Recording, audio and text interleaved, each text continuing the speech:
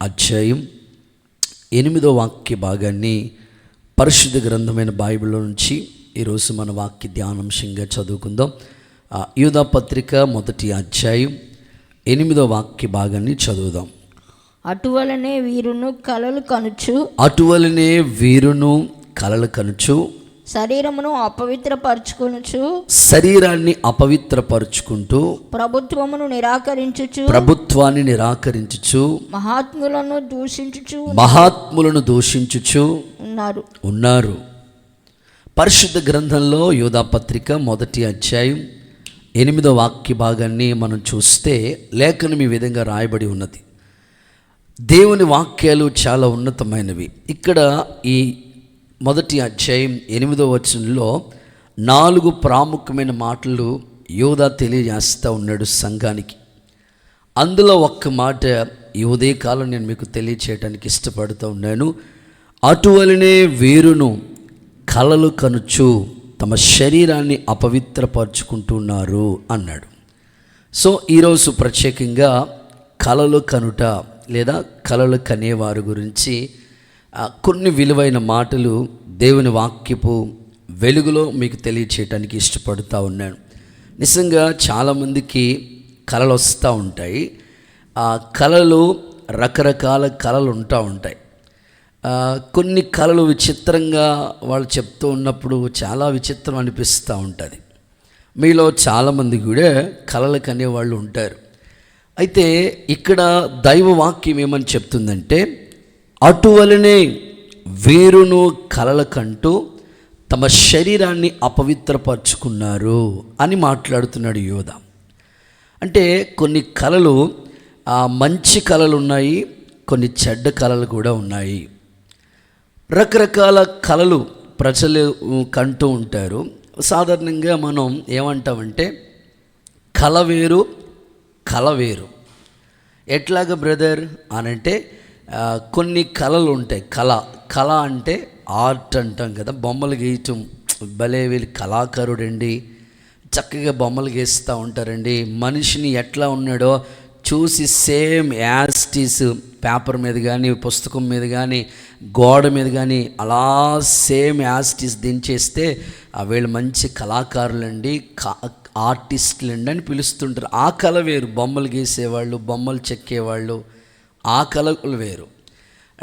మనం నిద్రపోతున్నప్పుడు వచ్చే కళలు వేరు. సో ఈరోజు ఇక్కడ దైవజనుడు యూదా ఏమని మాట్లాడుతున్నాడంటే, వీరు కళల కంటూ తమ శరీరాన్ని అపవిత్రపరుచుకుంటున్నారు. ఈరోజు కళల గురించి మీతో ఈ వాక్యపు వెలుగులో మాట్లాడటానికి ఇష్టపడుతూ ఉన్నాను.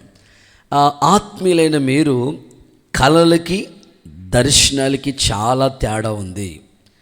కళ అయినా దర్శనమైనా ఒకటి కాదు. సో బైబిలే మనకి చక్కని ఆధారం. కాబట్టి కళలు వేరు, దర్శనాలు వేరు. ఫస్ట్ వన్, మీకు ఈ యొక్క వాక్యం అర్థమయ్యే ముందు మీకు చెప్పాలనుకుంటుంది ఏమిటంటే, కళలకి దర్శనాలకి వ్యత్యాసం ఉంది. కళ ఒకలా ఉంటుంది, దర్శనం మరొకలా ఉంటుంది. రెండు ఒకటే అని అనుకోకూడదు. వాక్యమే మనకి ఆధారం. ఏది మనం చెప్పినా, ఏది మనం విన్నా అది వాక్య ఆధారమై ఉంటే దాన్ని మనం నమ్మాలి. వాక్య ఆధారం కాకపోతే నమ్మటానికి అవకాశం లేదు. అందుకని కళలు వేరు అండ్ దర్శనాలు వేరు. ఇప్పుడు నేను మీకు కళలు ఎలా ఉంటాయి, దర్శనాలు ఎలా ఉంటాయో ఒక్క ఎగ్జాంపుల్ బైబిల్లోంచే కళలకు ఒక ఎగ్జాంపుల్ ఇస్తాను. అండ్ దర్శనాలు ఎలా ఉంటాయి దానికి ఒక ఎగ్జాంపుల్ బైబిల్లో చెప్తాను. ఆ తర్వాత అసలు కళలు ఎందుకు దేవుడు ఇస్తాడు అనేది సబ్జెక్టుగా మీకు చెప్పడానికి ఇష్టపడతాను ఉదయకాలం. ప్రత్యేకంగా కళలు ఎలా ఉంటాయండి అనే ప్రశ్న మీకు వస్తే, కళ ఎలా ఉంటుందంటే, నిద్రపోతూ ఉంటాం మనం. నిద్రపోతున్నప్పుడు వచ్చేదాన్ని కళ అంటారు. నిద్రపోతూ ఉన్నప్పుడు వచ్చేదాన్ని కళ అంటారు. ఫర్ ఎగ్జాంపుల్ బైబిల్లో మొట్టమొదటి కళ ఎక్కడ కనిపిస్తుంది మనకంటే, ఆదికాండం 20వ అధ్యాయంలోకి వస్తే 3వ వచనంలో అబీమెలెకు రాజు ఉంటాడు. ఆ గెరారు ప్రాంతంలో అబ్రహాం నివాసం ఉంటే అబ్రహాం యొక్క తన భార్యను చెల్లెలు అని చెప్తా ఉంటాడు రాజు ఎదుట. నిజంగా ఈ అబీమెలెకు రాజు ఏం చేస్తాడంటే నిజంగానే ఆమెతో పాపం చేయాలనే ఆలోచన కలిగి ఉంటాడు. వెంటనే ఆ రాత్రి దేవుడు స్వప్నమందు కలలో ఆ అబీమెలెకు రాజుకి ప్రత్యక్షమై, ఇదిగో జాగ్రత్త, వార్నింగ్ ఇస్తాడు దేవుడు. ఇదిగో ఆమె ఒకని భార్య, అతడు అబ్రహాం, అతడు ప్రవక్త, అతడు నీ కోసం ప్రార్థన చేస్తాడు, అతడు నీ కోసం ప్రార్థన చేస్తే నువ్వు బతుకుతావు రాజా అనని దేవుడు కలలో ప్రత్యక్షమై ఆ మాటలు తెలియజేస్తున్నట్లుగా లేఖనాల్లో మనం ఆదికాండం 20వ అధ్యాయం 3వ వచనంలో చూస్తాం. సో కళ రాత్రి నిద్రపోతున్నప్పుడు వచ్చేదాన్ని కళ అంటారు. సో దేవుడు ఆ కళలో ఈ అబీమెలెకు రాజుని హెచ్చరించాడు, వార్నింగ్ ఇచ్చాడు. అవును, దేవుడు ఎవరితోనైనా మాట్లాడతాడు, ఏదైనా మాట్లాడతాడు. ఆయన సర్వశక్తి కలిగిన దేవుడు కనుక సో కళ అంటే మీకు ఈజీగా అర్థం చేసుకోవటానికి నిద్రలో ఉన్నప్పుడు వచ్చేదాన్ని కళ అంటారు. సో మరి దర్శనం ఎట్లా ఉంటుంది? మెలకుగా ఉన్నప్పుడు వచ్చేదాన్ని దర్శనం అంటారు. నిద్రలో వచ్చేదేమో కళ. మెలకుగానే ఉంటాం, మనం ప్రార్థనలో ఉంటాము, ప్రార్థన చేసి కనిపెడతా ఉన్నప్పుడు మెలకుగా ఉంటుంటే అప్పుడు దేవుడు దర్శన రూపంలో మనకి జరగబోయే విషయాలు తెలియజేస్తూ ఉంటాడు. దీనికి ఎగ్జాంపుల్ ఎవరంటే జకరియా. లూకా సువార్త 1వ అధ్యాయంలో జకరియా దేవుని మందిర ఆవరణలోకి వెళ్ళి ప్రార్థన చేసుకుంటూ ఉంటాడు. ప్రార్థన చేసుకుంటూ ఉంటుంటే దేవదూత ప్రత్యక్షమై తనకి కనపడుతుంది. దేవదూత కనపడి అతడు ప్రార్థన చేసుకుంటాడు, మెలకుగానే ఉంటాడు. వెంటనే దేవదూత ప్రత్యక్షమై, జకరియా నీ ప్రార్థన వినబడింది, నువ్వు చేసుకున్న ప్రార్థన వినబడింది, నీ భార్య కన్సీవ్ అవుతుంది, గర్భవతి అయి చక్కని కుమారుని జన్మనిస్తుంది. అతడు రాబోయే కాలంలో స్త్రీలు కనిన వారిలోనే గొప్పవాడవుతాడు, అనేకమైన ప్రజల్ని దేవుని వైపుకు త్రిప్పే ఒక నక్షత్రంలాగా దేవుని కోసం వైరాగ్యంగా వాడబడతాడు అని బాప్తిస్మిచ్చే యోహాను పుట్టుకను గురించి జకరియా, మన తండ్రి అయిన జకరియాతో దేవదూత ప్రత్యక్షమై తనకి కనబడి మాట్లాడిన సందర్భాలు ఈ లూకా సువార్త 1వ అధ్యాయంలో మనం చూస్తూ ఉంటాం. అందుకే మీరు కావాలంటే ఆ అధ్యాయంలో 1వ అధ్యాయము అండ్ 22వ వచనం మీరు చదువుకుంటే అక్కడ తనకు కలిగిన దర్శన విషయమై వారు మాట్లాడుకుంటున్నారు. సో మీకు అర్థమైంది కదా, కళ వేరు, దర్శనం వేరు. మరలా సింపుల్గా చెప్పాలంటే ఈజీగా మీకు మాట్లాడటానికి ఇష్టపడుతున్నాను. నిద్రపోతున్నప్పుడు వచ్చేవి కళలు, ప్రార్థన చేసుకుంటూ కనిపెడతా ఉంటుంటే వచ్చేదాన్ని దర్శనము. సో ఇక్కడ దేవదూత ప్రత్యక్షమై జకరియకి కనబడింది. ఆ 11వ వచనంలో కూడా చూస్తే, 1వ అధ్యాయం 11వ వచనంలో కూడా చూస్తే కనబడింది, దేవదూత అతనికి క్లియర్గా కనబడింది. సో అందుకని దర్శనాలు వేరు, కళలు వేరు. కనుక ఇప్పుడు మన సబ్జెక్ట్ అంతా కళల గురించే మాట్లాడుకుంటున్నాం కాబట్టి ప్రభు చిత్తం అయితే ఎప్పుడైనా దర్శనాల గురించే సబ్జెక్ట్ వస్తే మీతో మాట్లాడతాను. ప్రత్యేకంగా ఈరోజు మరి కళల గురించే ఈ టాపిక్ ఉంది కనుక ఈ కళల గురించే మనం నేర్చుకోవటానికి మన హృదయాల్ని సిద్ధపరచుకుందాం. పరిశుద్ధాత్ముడు ఈ వాక్కుల ద్వారా మనతో మాట్లాడి మన అంతరంగాల్ని, మన ఆత్మీయ జీవితాన్ని యేసు నామములో స్థిరపరచునుగాక. ఒకసారి అందరూ ఆమేన్ అని చెప్పండి. ఆమేన్. అలాగూ జరుగుతుంది. వాస్తవంగా మనం ఆలోచిస్తూ ఉంటే కళని ఇంగ్లీష్లో డ్రీమ్స్ అంటారు, కళలని డ్రీమ్స్ అంటారు. దర్శనాలు ఇంగ్లీష్లో విజన్స్. దర్శనమేమో విజన్, కళ ఏమో డ్రీమ్. సో ఎంత వ్యత్యాసం ఉందో చూడండి. ప్రవచనాల్లో కూడా యవనస్తులు దర్శనాలు చూస్తారు అని మాట్లాడాడు, వృద్ధులు కళలు కంటారు అని. ఎంత వ్యత్యాసం ఆ వచనంలోనే మనకు అర్థమైపోతుంది. కళ వేరు, దర్శనం వేరు అనడానికి ఎన్నో ఎవిడెన్స్ దేవుని వాక్యాల్లో మనం చూస్తూ ఉంటాం. ఇంకా పద్మాసు దేవిలో యోహాను కూడా తనకి జరగబోయేవన్నిటిని దేవుడు బయలుపరుస్తూ ఉన్నాడు, దర్శనమందు చూస్తూ ఉన్నాడు, ఆత్మవశుడై. సో దర్శనానికి ఎంత వ్యత్యాసం ఉందో చూడండి. బాప్తిస్మిచ్చి యోహాను ఆత్మవశుడైనప్పుడు జరగబోయే సంగతులన్నీ కూడా దేవుడు తెలియజేశాడు. అదే ప్రకటన గ్రంథం. కనుక దైవ సన్నిధిలో కల వేరు, దర్శనం వేరు అనడానికి సో మీకు ఈ ఇన్ఫర్మేషన్ అంతా మీకు తెలియచేయడానికి మీకు తెలియజేస్తా ఉన్నాను. కొన్ని కళలు దేవుడి ద్వారా మనకి కలిగే కొన్ని కళలు ఉంటాయి. అంటే దేవుడే, ఆయనే మనకి ఆ కళలో కనబడి క్లియర్గా జరగబోయే విషయాలన్నీ తెలియజేస్తుంటాడు. కళల ద్వారా తెలియజేస్తూ ఉంటాడు. దేవుని ద్వారా కలిగే కొన్ని కళలు ఉంటాయి. కొంతమంది ఎట్లా ఉంటారంటే ఊహించుకుంటారు. అదే మన పెద్దోళ్ళు అంటున్నారు కదా, వీడు ఉన్నాడు అనుకోండి, కళ్ళు మూసుకున్న కళ వచ్చేస్తుందండి, కళ్ళు తెరిసిన కళ వచ్చేస్తుందండి, పట్టపగలు కూడా కళ్ళగానే ఎత్తుంటాడండి బాబు వీడు అంటూ ఉంటారు. సో ఓ మాటలో చెప్పాలంటే విస్తారమైన పనుల ద్వారా కూడా కళలు వస్తాయని దేవుని వాక్యంలో ప్రసంగి భక్తుడు చెప్తా ఉంటాడు. 5వ అధ్యాయంలో విస్తారమైన పనులు, చాలామంది పనులు పెట్టుకుంటూ ఉంటారు. ఆ పనులు చేసేసి బాగా అలసిపోయి అలా గాఢ నిద్రలోకి వెళ్ళిపోతూ ఉంటారు అన్నమాట. అంతే, ఇంకా ఆ కళలు వచ్చేస్తూ ఉంటాయన్నమాట. వాళ్ళకి పట్టపగలే కలగనేస్తూ ఉంటారు. చక్కగా మీరు అర్థం చేసుకుంటా దేవుని మాటలు వినాలి. కాబట్టి పట్టపగలు కళ్ళకు అనేవాళ్ళు ఉన్నారు. వాళ్ళు ఊహించుకుని ఒక ఇమేజ్, ఒక పిక్చర్ ఊహించుకుని ఇలా ఉంటుంది అలా ఉంటుందని ఊహల్లోకి వెళ్ళిపోతూ ఉంటారు అన్నమాట. అవి అంత మంచివి కాదు. చెడ్డ కళలు ఉన్నాయి, మంచి కళలు ఉన్నాయి. కాబట్టి మనిషి ఊహించుకునే ఆ కళల ద్వారా ఏమీ జరగదు. అర్థమవుతుందా? నువ్వు ఏదో ఊహించుకుని ఒక ఇమేజ్ని మనసులోకి తీసుకొచ్చి అలా ఊహించుకుని అలా నిద్రపోతూ ఉంటుంటే ఏదో జరిగిపోద్దంటే ఏమీ జరగదు. సో దేవుడు నీకు ఇచ్చే కళ ఖచ్చితంగా జరుగుతుంది.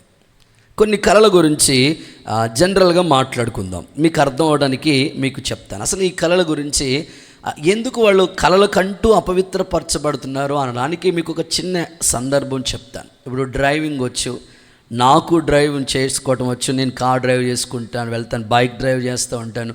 సో నేను బాగానే డ్రైవ్ చేసుకుంటూ వెళ్తాను. అయితే వచ్చేవాడు కూడా బాగా రావాలి కదా.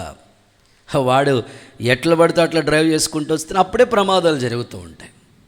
అందుకని ఇక్కడ సందర్భం ఏమిటంటే కళల ద్వారా అపవిత్రపరుచుకునే వాళ్ళు ఉన్నారు. మీరు జాగ్రత్త పడండి సంగమా.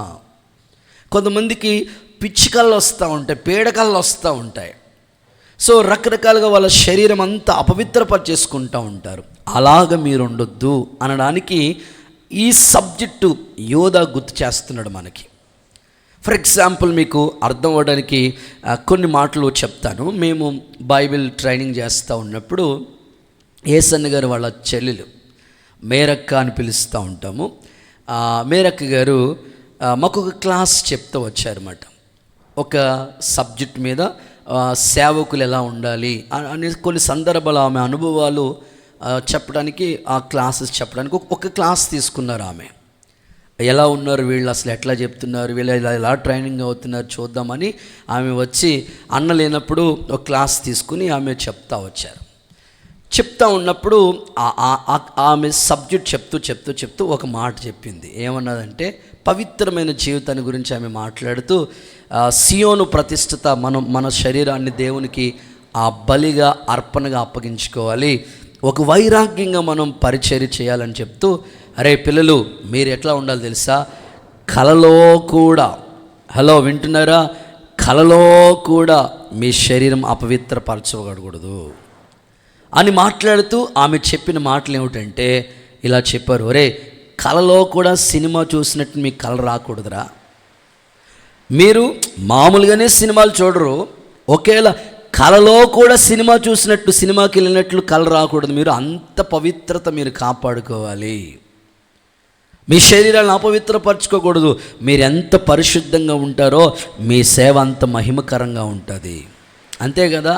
ఇప్పుడు ద్రాక్షకాయలు ఉన్నవి, అవి పిండబడితేనే కదండి రసం అయ్యేది. బత్తకాయ ఉన్నది, అది పిండబడితేనే కదా రసం అయ్యేది. గోధుమ గింజలు ఉన్నాయి, అవి నలగొట్టబడితే కదా పిండిగా మారేది. అరే మీరు సేవలో సజీవ యాగంగా దేవునికి అర్పణగా అర్పించబడితే మీ ద్వారా దేవుడు కార్యాలు చేయటం మొదలు పెడతాడు అని హోలీ లైఫ్ గురించి, పరిశుద్ధ జీవితాన్ని గురించి మీరు కలలో కూడా మీ శరీరాన్ని అపవిత్రపరచుకోకూడదు అని చక్కని సందర్భాలు ఆమె మాకు గుర్తు చేసిన విషయాలన్నీ నాకు జ్ఞాపకం వచ్చాయి. నిజమే, రకరకాల కళలు ఉన్నాయి. జాగ్రత్తగా మీరు ఈ మాటలు ఒక్కొక్కటిగా నేను మీకు కొన్ని సందర్భాలు మీకు చెప్తా ఉంటాను. కొంతమంది చెప్తా ఉంటారు, అయ్యగారండే కళ వచ్చేసిందండి, నాకు రాత్రంతా కళ వచ్చేసిందండి బాబు అయ్యగారండే అని మాట్లాడుతూ ఉంటారు. సరే ఏం కళ వచ్చిందమ్మా అని వాళ్ళు మనం అడిగామనుకోండి, పరామర్శించామనుకోండి, వాళ్ళు చెప్తా ఉంటారు, ఏమంటారంటే రాత్రి సిలువ మోసినట్టు కళ వచ్చిందండి నాకు అంటారు. సిలువ వచ్చిందమ్మా, వెంటనే మనం ఈజీగా దాని యొక్క అర్థాన్ని ఈజీగా చెప్తా ఉంటాం. ఎట్లాగనంటే, అవునమ్మా నీకు సిలువను మోసినట్టు కళ వచ్చిందా, అయితే యేసు ప్రభు సిలువ మోసాడు కదా, నీవు కూడా సిలువ ఎప్పుడు కూడా సుఖానికి గుర్తు కాదు, శ్రమకే గుర్తు. సిలువ కనబడ్డదా నీకు కల్లో, అయితే నువ్వు కూడా సిలువ సునాదని వినిపించాలి, శ్రమ పడాలి. సిలువ నిజంగానే శ్రమ పడటానికి గుర్తుగా ఉందని వాళ్ళు అడిగిన దానికి సమాధానంగా కొన్ని చెప్తా ఉంటాం. కొంతమంది చెప్తా ఉంటారు, అన్నయ్య జాన్ వెస్లీ అన్నయ్య, నాకు అన్నయ్య రాత్రి అన్నయ్య వలహేస్తున్నానన్నయ్య, చేపలటేస్తున్నానన్నయ్య అంటారు. అప్పుడు నేను వాళ్ళకి ఏం చెప్తానంటే, అవునా, పేతురుతో చెప్పాడు దేవుడు, నిన్ను మనుషుల్ని పట్టే జాలరుగా చేస్తానన్నాడు. చేపలు పట్టడం అంటే ఆత్మీయంగా మాట్లాడుకోవాలంటే నువ్వు ఆత్మలు రక్షిస్తావేమో. అనేకులు బురదలో ఉన్నారు, అనేకమైన వాళ్ళు నీటి కాలలో మునిగిపోతూ ఉన్నారు, లోకమనే ఈ పాపం ఊబిలోకి వెళ్ళిపోతూ ఉన్నారు. వాళ్ళని నీవు అద్భుతంగా వలని సువార్తని ప్రకటించి ఆత్మలు రక్షించాలి అని దేవుడు నీకు కళ ద్వారా చెప్తున్నాడేమో అని ఆ సందర్భాలను బట్టి వాళ్ళతో తెలియజేస్తూ ఉంటాం. మరి కొంతమంది చెప్తూ ఉంటారు, రాయిగారంటే రాత్రి అండి పాము కళ్ళకు వచ్చేసిందండి, తిరిగేస్తుందండి బాబా అంటుంటారు. సో పాము అంటే జనరల్గా మనం వాక్య ఆధారాలతో చెప్పుకోవాలంటే సర్పము కుయుక్తి కలిగినది, అపవాది, సాతానుడు. కాబట్టి నువ్వు మరింతగా ప్రార్థనలో పోరాడి జయ జీవితం కావాలని దేవుణ్ణి గుర్తు చేస్తున్నాడేమో కదా. యోబు ఇంటిలో ప్రతిరోజు స్తుతి, అరుణోదయముని లేచి పిల్లల కొరకు ప్రార్థిస్తూ ఉండేవాడు కదా. సో మన ఇంట్లో ఆ అనుభవాలు ఉండాలి అనడానికి జస్ట్ ఒక దేవుడిని గుర్తు చేస్తున్నాడేమో అని కొన్ని సందర్భాలు చెప్తూ ఉంటాం. కొంతమంది ఏమని మాట్లాడుతుంటారంటే, యేసు ప్రభు రక్తము నాకు కళ్ళకు వచ్చిందండి. అవునా, యేసు ప్రభు రక్తం అంటేనే మీకు గుర్తు రావాలి కదా, యేసు రక్తం ప్రతి పాపాలని కడిగి పరిశుద్ధపరుస్తుంది. కొంతమంది మాట్లాడతారండి, నాకండి దుప్పటి కళ్ళలోకి వచ్చిందండి, ఏలియా మీద ఎలీషా మీద ఏలియా పడినట్లుగా. హలో, అట్లాగా కళ వచ్చిందండి అని మాట్లాడుతూ ఉంటుంటే వెంటనే వాళ్ళకి చెప్తా ఉంటామట, ఓకే ఏలియా పిలుపు కదా అది, హలో పిలుపు కదా, ఆ పిలుపును గురించి దేవుడు మాట్లాడుతూ దుప్పటి రూపంలో తెలియపరుస్తూ వచ్చాడు కదా, అది వెంబడించు అని. కొంతమందికి పావురం కళ్ళలోకి వస్తూ ఉంటుంది. పావురం అంటే వెంటనే మనకు గుర్తొస్తుంది కదా, పరిశుద్ధాత్మ నింపుదల. సో ఇట్లాగా కొన్ని కళలు ఈజీగా మనం అర్థం చేసుకునే ఉంటాయి.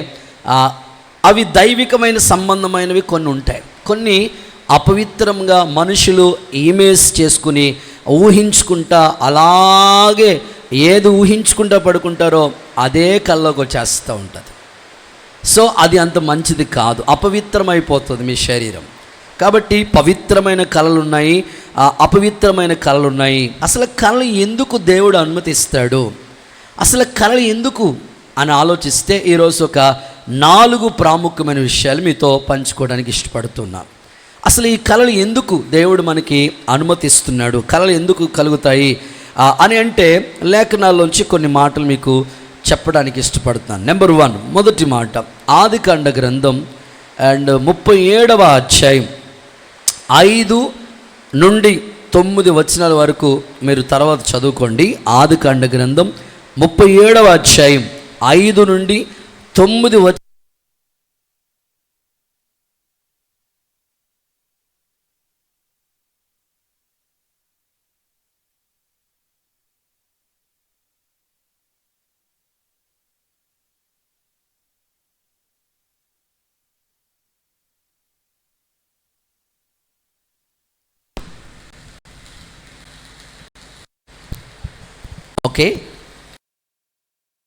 ఓకే, పవర్ కట్ అయినా నో ప్రాబ్లం. జాగ్రత్తగా దేవుని మాటలు శ్రద్ధకి మీ మనసును సిద్ధపరచుతో తెలియజేస్తూ ఉన్నాను.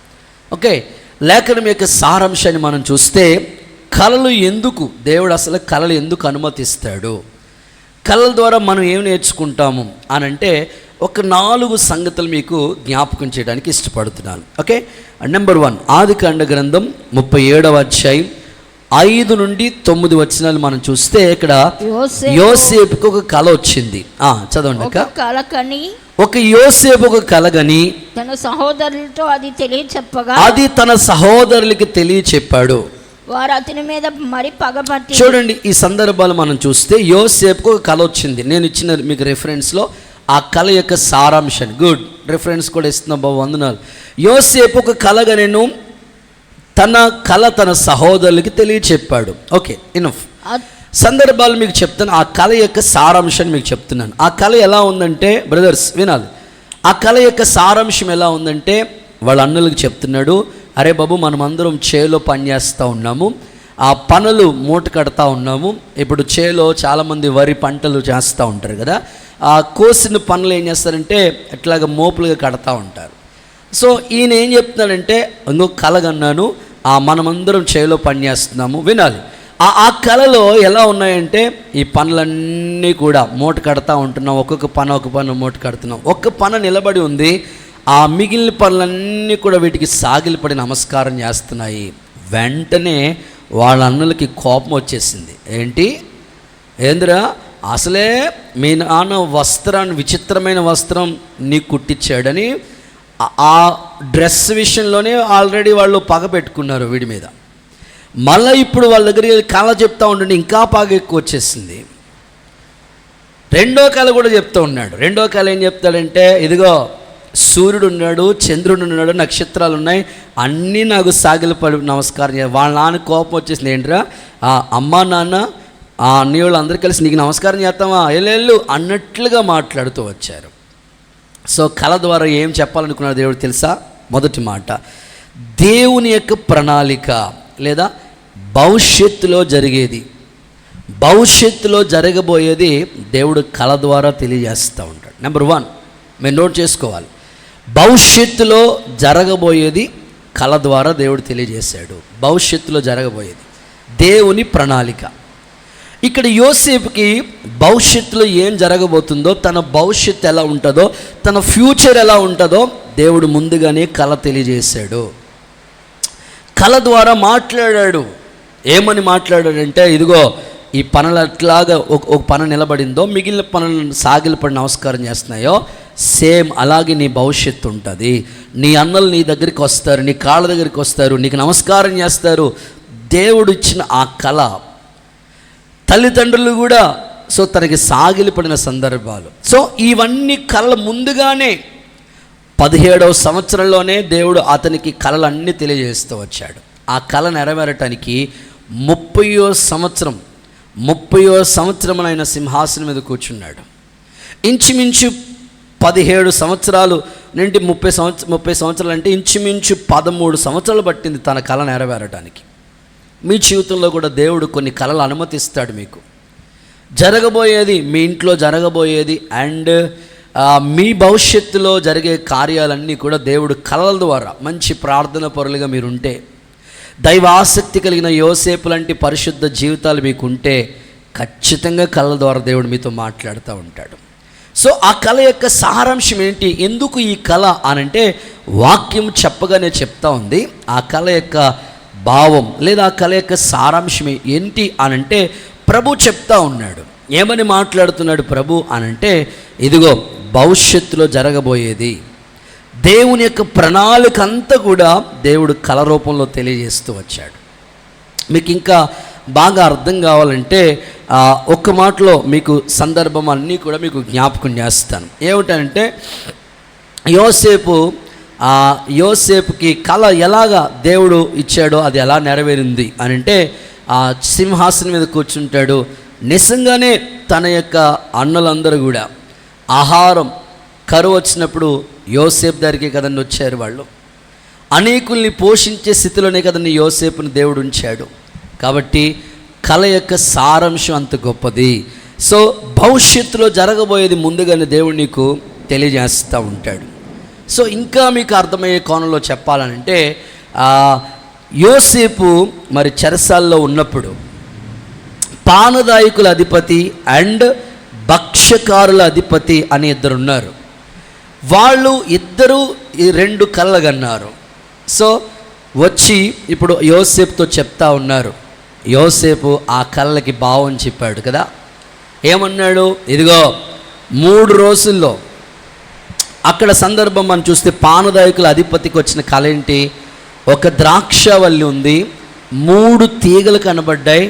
అంత మాత్రమే కాదు, ఆ యొక్క ద్రాక్షవల్లి చిగురించి పుష్పించింది.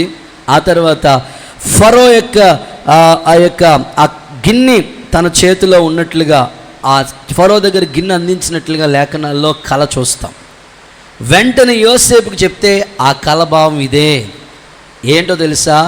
ఇదిగో 3 దినములలో రాజు నీ ఉద్యోగం మరలా నీ చేతికి ఇస్తున్నాడు, నీ తల పైకెత్తి నీ ఉద్యోగం మరలా నీ చేతికి అందుతుంది అనని యోసేపు ఆ కళ యొక్క భావాన్ని చెప్పేశాడు. అలాగే పానదాయకుల అధిపతి యొక్క కళ, వచ్చిన కళ అలాగే నెరవేరింది. 3 రోజుల్లో అతన్ని పిలిచారు రాజు, మరలా తిరిగి అతని తల పైకెత్తి ఆ ఉద్యోగం అతనికి ఇచ్చారు. ఇప్పుడు భక్ష్యకారుల అధిపతి యొక్క కళ గురించి కూడా మనం చదువుతాం కదా. భక్ష్యకారుల యొక్క అధిపతి యొక్క కళ యొక్క సారాంశాన్ని మనం చూస్తే ఆయన కూడా చెప్తా ఉంటాడు. ఏమనంటే 3 పిండి వంటలు కలిగిన 3 గంపలు కనబడ్డాయి అతనికి. అతన్ని ఆ పిండి వంటల గంపలు నెత్తి మీద ఎత్తుకుని వస్తూ ఉంటుంటే ఆకాశంలో సంచరిస్తున్న పక్షులు ఆ పిండి వంటలు ఎత్తుకుని పోతున్నాయట. వెంటనే ఆ కలభావాన్ని కూడా చెప్పాడు. ఇదిగో 3 రోజుల్లో రాజు నిన్ను నీ తల పైకి ఎత్తి ఊరి తీస్తాడు. ఊరి తీసినప్పుడు నీ శరీరం ఆకాశ పక్షులు వచ్చి తినేస్తాయి అని చెప్పాడు. అంటే జరగబోయేది, భవిష్యత్తులో జరగబోయేది ఇక్కడ కళ రూపంలో తెలియజేస్తూ వచ్చాడు. మీరు నోట్ చేసుకోండి, ఇది ఖాళీ సమయాల్లో మీరు స్టడీ చేసుకుంది. కానీ ఆదికాండం 40వ అధ్యాయం 9 నుంచి ఇంచుమించు 15 వచనాలు మీరు నోట్ చేసుకుంటే ఆ వివరాలన్నీ కూడా పానదాయకుల అధిపతి, భక్ష్యకారుల అధిపతి యొక్క కళను గురించిన వివరాలు అక్కడ మనకు కనబడతాయి. ఒకసారి అందరూ చేతుల పైకెత్తి హల్లెలూయా అని చెప్తారా? చాలామందికి కళ్ళు వస్తూ ఉంటాయి, పిచ్చి పిచ్చి కళ్ళు వస్తూ ఉంటాయి. అమ్మో, విచిత్రమైన కళ్ళు వస్తూ ఉంటాయి. ఏమని చెప్తూ ఉంటారంటే, ఆ మధ్యకాలంలో ఒక సహోదరి వచ్చి, అన్నయ్య నాకు కళ వచ్చిందన్నయ్య చెప్పండి అన్నయ్య. కొంతమంది బుర్ర తినేస్తూ ఉంటారు అన్నమాట. వచ్చి అన్నయ్య కళ వచ్చిందన్నయ్య చెప్పండి అన్నయ్య అని. ఏమని కళ వచ్చింది తల్లి అంటే, అన్నయ్య నాకు కళలో కుర్చీ కనబడ్డది అన్నయ్య అని. అవునా, కళలో కుర్చీ కనబడ్డదా? ఇంకేం కనబడ్డదమ్మా అని అడుగుతాం. ఇంకా అన్నయ్య దండలు కూడా కనబడ్డాయి అన్నయ్య నాకు అని. ఇంకేం కనబడ్డా అమ్మ అన్నయ్య నాకు పెద్ద టెంట్లు వేసేసని అందరికి భోజనం పెట్టేస్తున్నట్టు కనబడదు అన్నయ్య అంటారు. సరే, వెంటనే మేము చెప్తాం, అమ్మ నీకు త్వరలో పెళ్ళి అయిపోతుంది, మరి కుర్చీలు దండలు భోజనాలు అంటున్నావు ఏంటి? మరి కొంతమంది పిచ్చి పిచ్చిగా ఆలోచించుకుంటూ ఉంటారు. చూడండి, వీళ్ళ యొక్క కళలు ఎలాగ దేవుడు భవిష్యత్తులో జరగబోయేది వారికి తెలియపరిచాడు. ఈరోజు నీ ఆత్మీయ జీవితం అపవిత్రపరచకూడదు. కళల ద్వారా అపవిత్రులు అయిపోయిన వాళ్ళు ఉన్నారు. అలా వద్దు. నీకేదైనా కళ వచ్చిందంటే, కొంతమంది అంటారు నాకు ఏదైనా కళ వచ్చిందంటే డెఫినెట్లీ జరిగిపోద్దని పాస్టర్ గారు అంటూ ఉంటారు. ఓకే, అది దైవ సంబంధమైనది అయితే జరుగుతుంది. నువ్వు మనసులో ఆలోచించుకునేదైతే జరగదు. కనుక ఈరోజు నువ్వు నిర్ణయం చేసుకోవాలి, ప్రభా నాకు ఇచ్చే కళలు పవిత్రమైనవి ఉండాలి, అవి భవిష్యత్ ప్రణాళికలో నెరవేరేటట్లుగా ఉండాలి ప్రభా, అలాంటి కళలు దయచేయని కోరుకుంటే యోసేపు లాంటి కృప దేవుడు నీకు కూడా దయచేస్తూ ఉంటాడు. ఫరోకి కళ వచ్చింది కదా. మీకు ఈ సబ్జెక్ట్ అంతా మీకు ఒక్కొక్కటి చెప్తా ఉన్నాను. ఫరోకి కూడా కళ వచ్చింది. ఏమని? ఆ కళలో ఏమున్నాయి? 7 బలిసిన ఆవులు ఉన్నాయంట, 7 బలహీనమైన ఆవులు ఉన్నాయంట కదా. ఇప్పుడు బలిసిన ఆవులు మేస్తూ ఉన్నాయి, బలహీనమైన ఆవులు కూడా. విచిత్రమైన సంగతి ఏంటంటే, ఈ బలహీనంగా ఉన్న ఆవులు బలిసిన ఆవులు మింగేస్తున్నాయంట. ఏంటండి బాబు, విచిత్రంగా కదా? వాస్తవంగా లావుగా ఉన్నవాడు, బలంగా ఉన్నవాడు, బలిసినవాడు బక్క సిక్కినోడిని ఒక్క దెబ్బతో కింద పడేస్తాడు. కానీ విచిత్రమైన కళ ఏమిటంటే, ఫరోకి వచ్చిన కళ ఏమిటంటే, బలంగా ఉన్న వాటిని బలహీనంగా ఉన్నవి మింగేస్తూ ఉన్నాయి. రెండో కళ ఏమిటంటే 7 వెన్నెలలు ఉన్నాయంట, ఆ బలంగా ఉన్నాయంట, పుష్టిగా ఉన్నాయంట. 7 బలహీనంగా ఉన్న వెన్నెలలు కూడా ఉన్నాయంట. ఏంటవి? ఈ బలంగా ఉన్న వెన్నెలని బలహీనంగా ఉన్న వెన్నెలు మింగేస్తూ ఉన్నాయి. వెంటనే ఆ కళ అర్థం కావట్లేదు ఫరోకి. వెంటనే కళలకు అర్థం చెప్పేవాడు యోసేపుని పిలిచారు. యోసేపు చెప్పాడు, ఫరో గారు, మీకు వచ్చిన 2 కళల యొక్క భావం ఒకటే. ఆ 2 కళల యొక్క భావం ఒకటే. ఏంటది అనంటే, దేవుడు రాబోతున్న దాన్ని మీకు తెలియజేశాడు, భవిష్యత్తులో జరగబోతున్న మీకు తెలియజేశాడు. అయ్యా, 7 సంవత్సరాలు సమృద్ధిగా పంట పండుతుంది. సమృద్ధిగా పంట, చాలా సమృద్ధైన పంట పండుతుంది. అయితే మరొక 7 సంవత్సరాలు విస్తారమైన కరువు వచ్చేస్తుంది. అందు కొరకు మీరు ముందుగానే దేవుడు మీకు తెలియచేశాడని ఆ కళ యొక్క భావాన్ని చెప్పేశాడు యోసేపు కదా. ఇది కూడా మీరు నోట్ చేసుకోండి. ఆ సందర్భాలు మీరు చదువుకుంటే ఆదికాండం 41వ అధ్యాయం 1 నుంచి 8 వచనాలు చూస్తే ఆ కళను గురించి వివరాలన్నీ కూడా అక్కడ భవిష్యత్తులో జరగబోయేదంతా కూడా దేవుడు వాళ్ళకి తెలియపరుస్తూ వచ్చాడు. కాబట్టి నీ భవిష్యత్ ప్రణాళిక గురించి ఎవరెవరినో అడగవలసిన పని లేదు. కొంతమంది భవిష్యత్తు గురించి, జాతకం చెప్పండి బాబు నాకు, నేనేమవుతుందండి, నా చేతిలో గీతలు ఏమవుతాయండి, ఏమీ అవ్వను. దేవుడు నీకు తెలియజేస్తే అది నీకు జరుగుతుంది. అది వాక్యానుసారంగా ఉంటే ఖచ్చితంగా జరుగుతుంది. అంతేగాని పేడకళ్ళు వచ్చినాయండి, రాత్రి దెయ్యమొచ్చి తొక్కేస్తుందండి, తలకాయట్టుకుని తొక్కేస్తుందండి, ఇలాగా అట్టేసుకుంటుందంటే బాబు అని నువ్వు పిచ్చి పిచ్చిగా ఊహించుకోవాల్సిన పనేమీ లేదు. సో నువ్వేమి కలవరపడవలసిన పని లేదు. నీకు భవిష్యత్తులో జరిగేది నీకు తెలియచేయాలనుకుంటే, యోసేపు లాంటి పరిశుద్ధత నీకుంటే, యథార్థత నీకుంటే, ప్రార్థన లైఫ్ నీకుంటే దేవుడు బయలుపరుస్తాడు, అది జరగొస్తుంది. అంతేగాని నువ్వు ఊహించుకుని ఆడపిల్ల పుడతాదా, మగపిల్ల పుడతారా అని నువ్వు అలాగేం అనవసరం, వేస్ట్. అది నువ్వు ఊహించుకోవద్దు. దేవుని ప్రణాళిక దేవుడు నీకు తెలియజేస్తాడు. నాకు భలే విచిత్రంగా ఉండే కొన్ని సందర్భాలు పాస్టర్లు చెప్తూ ఉంటారు. నేను ఎక్కడైనా మీటింగ్కి వెళ్ళి వాక్యం చెప్పడానికి పిలిస్తే, ఏమండి మా చర్చిలోకి ఆవిడ ఉందండి బాబు, మాట్లాడితే కళ అంటదండి బాబు, కళ అంటదండి బాబు, బురదనేస్తూ ఉంటారు వాళ్ళు అంట. అర్థం చెప్పండి బాబు అట్లా. మధ్యకాలంలో ఎక్కడో బ్రాంచ్ చర్చ్ దగ్గర ఓ పాస్టర్ గారు పరిచయం. అక్కడ వాళ్ళ అమ్మ సేవ చేస్తూ ఉంటుందంట, వాళ్ళ అబ్బాయి కూడా సేవ చేస్తూ ఉంటాడనమాట. ఇప్పుడు వాళ్ళ మనవరాలికి పెళ్లి సంబంధం చూడాలి. తమ్ముడు అర్థమవుతుందా? వాళ్ళ మనవరాలికి పెళ్లి సంబంధం చూడాలి. వాళ్ళ నాన్నకి చెప్పిందంటే, వాళ్ళ పాస్టర్ గారు మాట, వాళ్ళ నాన్న చెప్పిందంటే వాళ్ళ అబ్బాయికి, ఇదిగో మనవరాలికి పెళ్లి సంబంధం వస్తుంది, కానీ ఈ చుట్టూయే తిరగాలి నువ్వు, అసలు ఈ మండలం దాటి వెళ్ళకూడదు. అసలు ఏమంటే దేవుడు అలా చెప్తాడండి, ఈ మండలం దాటి వెళ్ళొద్దు, ఇక్కడే ఉండు, ఇక్కడిక్కడే సంబంధాలు చూపిస్తా అంటాడండి. కొంతమంది పిచ్చోళ్ళు మాట అవి నమ్మేస్తూ ఉంటారు. ఇక్కడిక్కడే వెతకమంటున్నాడు దేవుడు. ఆ విచిత్రమైన సంగతి చెప్పిన వాళ్ళది అది గన్నవరం మండలం మాట. అది మన బ్రాంచ్ చర్చ్ ముంగండ ఈ పరిసర ప్రాంతాలు ఉంటాయి కదా. సో ఆ గన్నవరం మండలంలోనే వెతకమంటున్నాడు దేవుడు. అక్కడే చూపిస్తాడు, అక్కడే చూపిస్తాను అంటున్నాడు, అక్కడే చూపిస్తాను. ఎంత వెతికినా ఈ అమ్మాయి వయసు పెరిగిపోతూ ఉంది. మామూలుగా స్మార్ట్గా ఉండామే ఓ మాటలు చెప్పాలంటే పేపా బస్తాల తయారైపోయింది. సో ఫేస్ మారిపోయింది, బాడీ మారిపోయింది, ఫిజికల్గా అంతా కూడా మారిపోయింది అన్నమాట. వయసు పెరిగిపోతుంది. వాళ్ళ నాన్న అక్కడెక్కడ ఎదుగుతున్నాడు కానీ ఎక్కడ సంబంధం సెట్ అవ్వట్లేదు. ఇంకా వెతుకుతున్నాడు, ఇంకా సెట్ అవ్వడం. అలాగే ఇప్పటికి ఆ అమ్మాయికి 50 సంవత్సరాల వయసు వచ్చేసి ఉంటుంది. ఎందుకనంటే కొంతమందికి పిచ్చోళ్ళు ఉంటారు అన్నమాట, కలల పిచ్చోళ్ళు అన్నమాట. సో దేవుడు చెప్తే జరుగుతుంది, అది వాక్య ఆధారాలు ఉన్నాయి. అంతేగాని నువ్వు ఊహించుకుని ఇక్కడే వెతుకు, ఇక్కడే అది వాక్య ఆధారం కాదు. కొన్ని సందర్భాలు ఉన్నాయి, జరగబోయేది ముందుగా తెలియజేశాడు. ఏమండి, ఫరో కూడా చెప్పాడు కదా దేవుడు. అందుకని మనకి ఏ కళ అయినా అది వాక్య ఆధారాలతో ఉండాలి. అన్నయ్య నేను చచ్చిపోతానని అన్నట్టుగా కళ వచ్చిందన్నయ్య, అన్నయ్య ఇంకేముందన్నయ్య, అన్నయ్య అప్పగింతలు ఇచ్చేస్తున్నాను అన్నయ్య. నేను అంటాను, అలాంటి పిచ్చి పిచ్చి కళలు ఎందుకు వస్తున్నాయి నీకు? నువ్వు అలా ఊహించుకుని పడుకుంటున్నావేమో, అందుకు అట్లా వస్తున్నాయి.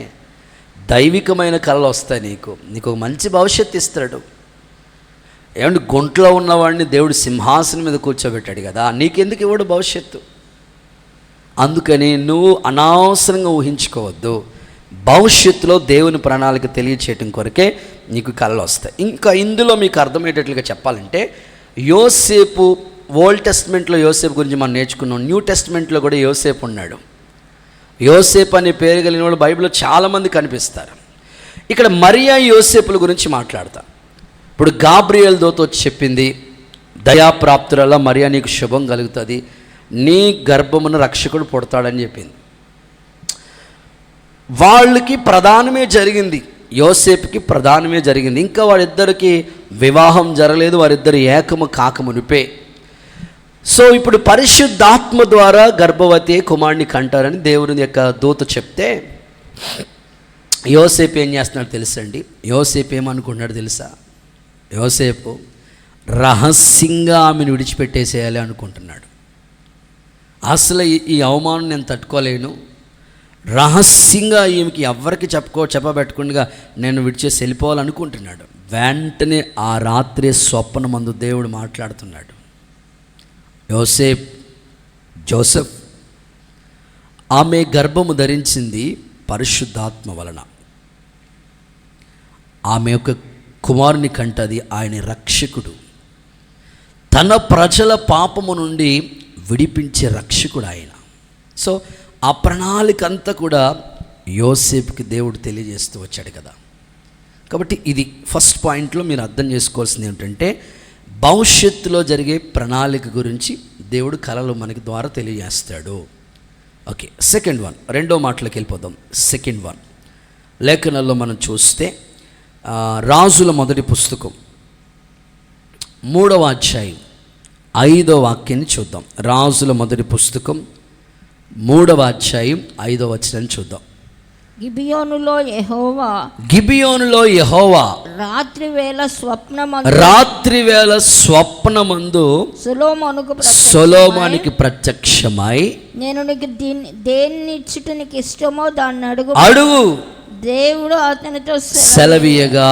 సొలొమోను ఇలా సందర్భాన్ని మనకు తెలుసు కదా, ఆ సందర్భాలని మీకు తెలుసు. ఓకే, నేను చెప్పిన రిఫరెన్స్ మీరు నోట్ చేసుకోండి. 3, 5 చాలు. ఓకే, సో రెండవ సందర్భం ఏమిటంటే, కళలో ఎందుకు దేవుడు ఇస్తాడు అంటే, ఒకటి చెప్పాను, భవిష్యత్తులో జరగబోయే దేవుని ప్రణాళిక తెలియజేస్తుంది కళ. రెండో మాట ఇక్కడ రాసుకున్న రిఫరెన్స్ ప్రకారంగా, సొలొమోనుకి కళ రాత్రి అందు దేవుడు కళలో ప్రత్యక్షమయ్యాడు. సో రెండవది ఏంటంటే దైవ జ్ఞానం ఇవ్వటానికి. కళలో దేవుడు నీకు ఎందుకు అనుమతిస్తాడు, కళలు ఎందుకు వస్తాయంటే, సో రెండవ సందర్భం ఏమిటంటే దైవ జ్ఞానాన్ని నీకు ఇవ్వటానికి. బైబిల్ వాక్య ఆధారాలతో మీకు చెప్తున్నాను. కళలు ఎందుకు దేవుడు అనుమతిస్తాడంటే, ఖచ్చితంగా ఈ కళ యొక్క భావం ఏమిటంటే, ఖచ్చితంగా దైవ జ్ఞానాన్ని మనకిస్తాడు. సొలొమోను చిన్న వయసులోనే రాజయ్యాడు. గిబియోన్ అని ఎత్తైన ప్రాంతానికి వెళ్ళిపోయి ఆ రాత్రి దేవుని సందులో కనిపెట్టి ప్రార్థన చేసుకుంటూ ఉంటాడు. సొలొమోను చేసిన ఈ మనవి నా దృష్టికి అంగీకారమైందని ప్రభు మాట్లాడతాడు. సొలొమోను అడిగింది ఏంటంటే, ఎంత గొప్ప సాక్షి సమూహమైన ప్రజల్ని పరిపాలించడానికి చిన్న వయసులోనే నాకు జ్ఞానం సరిపోవట్లేదయ్యా, ఎంత గొప్ప ప్రజల్ని నా వల్ల కాదు, అందుకని నువ్వు ఒక పని చేయి ప్రభా, నాకు జ్ఞానమి, దైవ జ్ఞానమి, లోక సంబంధమైన జ్ఞానం నాకు ఉంది, అది వద్దు. లోక సంబంధమైన జ్ఞానం ద్వారా ఏమీ చేయలేం, దైవికమైన జ్ఞానం నాకు కావాలి ప్రభా అని సొలొమోను అడుగుతాడు దేవుణ్ణి. ప్రభు అంటాడు, రాజా నీవు రాజు అయ్యుండి శత్రువు ప్రాణాన్ని కోరుకోవాలి, అడగలేదు. ఐశ్వర్యాన్ని అడగాలి, అడగలేదు. ఘనతను అడగాలి, అడగలేదు. ఇవేమి అడగకుండగా ఒక జ్ఞానం ఇమ్మని, దైవ జ్ఞానం ఇమ్మని అడిగావు కదా, నీ మనవులన్నీ నా దృష్టికి అంగీకారంగా మారాయి, నేను నీకు జ్ఞానాన్ని ఇస్తాను, వాటితో పాటు ఇవి కూడా మీకు ఇస్తానని చెప్పినాడు దేవుడు. సో సందర్భాలు చూస్తే సొలొమోనుకి దైవ జ్ఞానాన్ని దేవుడు అనుగ్రహించాడు. అందుకే కదా మనం ఆరాధించే దేవుడు ఎవరంటే బుద్ధి జ్ఞానము సర్వసంపదలు ఆయనలోనే గుప్తమై ఉన్నాయి. మీలో ఎవరికైనా జ్ఞానం కావాలా, నన్ను అడగండి అని ప్రభు చెప్పాడు. చాలామంది కుటుంబాలు ఎందుకు విచ్ఛిన్నమైపోతున్నాయంటే సరిగ్గా జ్ఞానం లేకే. భార్యాభర్తలు ఉన్నారు, భర్త ఏదైనా అన్నాడంటే కొంచెం సహించుకుని భరించుకుని జ్ఞానంగా మాట్లాడుకుంటే ఆ కుటుంబం బాగుంటుంది. భార్య ఏదైనా మాట్లాడిందంటే భర్త కూడా జ్ఞానంగా మాట్లాడుకుంటే ఆ కాపురం నిలబడుతుంది. అంతేగాని అజ్ఞానంగా ప్రవర్తించి ఎన్నో కాపురాలు కూలిపోతూ ఉన్నాయి. సొలొమోను యొక్క పరిపాలన 40 సంవత్సరాల్లో ఒక్క యుద్ధం కూడా జరగలేదు తెలుసా. సొలొమోను అంత అద్భుతంగా పరిపాలన చేశాడు. దావీదు కాలంలో యుద్ధాలు జరిగినవి, ఇంకా చాలామంది పరిపాలన కాలంలో యుద్ధాలు జరిగినవి. కానీ సొలొమోను 40 సంవత్సరాలు యుద్ధాలు లేకుండా పరిపాలించాడంటే దైవ జ్ఞానం ఎంత అవసరం ఒకసారి ఆలోచించు. ఇప్పుడు మనం చూస్తూ ఉంటుంటే ఇంట్లో ప్రతిరోజు యుద్ధం అవుతుంటుంది. చాలామంది ఇండ్లలో రోజు భర్త ఏదోటి అంటూ ఉంటాడు, భార్య ఏదోటి అంటూ ఉంటుంది, సనుగుతూ ఉంటాడు. ఆవిడకేమో నోరు ఖాళీగా ఉండదు, ఈయనకేమో చెయ్యి ఖాళీ ఉండదు. ఈవిడ నోరుతో మాట్లాడుతూ ఉంటుంది, ఆయన చేతితో కొడతా ఉంటాడు. ఎందుకు?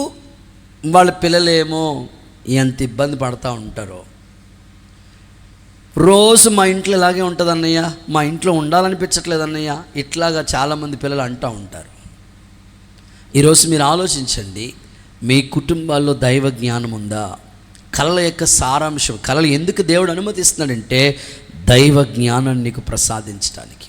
బైబిల్లో చూడండి, యాకోబు పత్రిక 3వ అధ్యాయం 17వ వాక్యం చూస్తే జ్ఞానాల్లో అనేక రకాల జ్ఞానాలు ఉన్నాయి. దయ్యాల జ్ఞానం ఉంది, లోక సంబంధమైన జ్ఞానం ఉంది.